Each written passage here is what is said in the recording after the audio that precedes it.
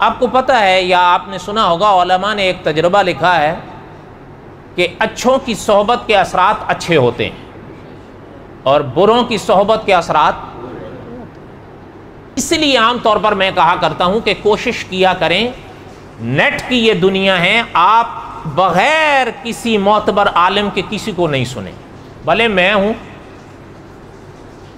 آپ پریشان ہو جائیں گے۔ اس کی وجہ یہ ہے کہ آپ دین اسلام کی باتوں کو جانتے نہیں، ان پر آپ کو عبور نہیں ہے، آپ متاثر ہو جائیں گے۔ ایسے حضرات کو سنیں کہ جن پر ہمارے بڑے اعتماد کرتے تھے۔ مکی صاحب کو سنیں، آپ کا عقیدہ بن جائے گا۔ آپ خود بھی تو دیکھیں، آخر اللہ تعالیٰ نے آپ کو فہم دیا ہے کہ ایک شخص کو مسجد حرام میں قرآن اور بخاری پڑھاتے 50 سال ہو گئے ہیں۔ انشاءاللہ آپ کا عقیدہ نہیں بگڑے گا۔ مفتی تقی عثمانی صاحب کو سنیں، جن کے بارے میں یعنی ہم نہیں، علماء کا فیصلہ یہ ہے کہ اس وقت دنیا میں، یعنی صرف پاکستان میں نہیں، دنیا میں اگر کوئی اتنا بڑا عالم ہے تو مفتی تقی عثمانی۔ علامہ خالد محمود صاحب رحمۃ اللہ علیہ اب تو فوت ہو گئے، لیکن ان کے دروس محفوظ ہیں، ان کو سنیں، آپ کا عقیدہ نکھرے گا، اور وہ عقیدہ نکھرے گا جس کو اہل سنت کا عقیدہ کہتے ہیں۔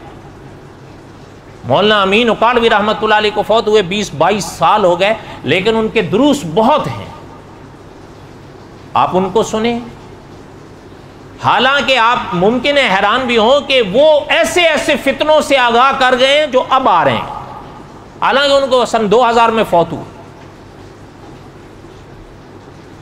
مولانا عبدالشکور دین پوری رحمۃ اللہ علیہ ہوا کرتے تھے، سن 87 میں فوت ہوئے، لیکن ان کے بیانات محفوظ ہیں، ان کو سنیں تاکہ آپ کے عقیدے خراب نہ ہوں۔ جن کو آپ نہیں جانتے ان کو نہ سنیں، ایسی بات کہہ جائیں گے۔ اچھا، ایک تو یہ ہوتا ہے نا کہ دوسرے چلیں آپ ہو گئے، یہ دوسرا ہے نہیں سنیں گے۔ کچھ اب ایسے ہیں وہ ہمارے والوں کے نقش لگا کر ان چیزوں کا انکار کر رہے ہیں جن پر ہمارے اکابر تھے، کہتے ہیں جی یہ کیسے ہو سکتا ہے۔ اچھا، ان کی تو چلیں ہم دوسرے الفاظ سے تردید کر بھی لیں گے، ان کا کیا کہیں گے؟ عوام کہتی ہے کہ جی یہ بھی تو تمہارے ہی ہے۔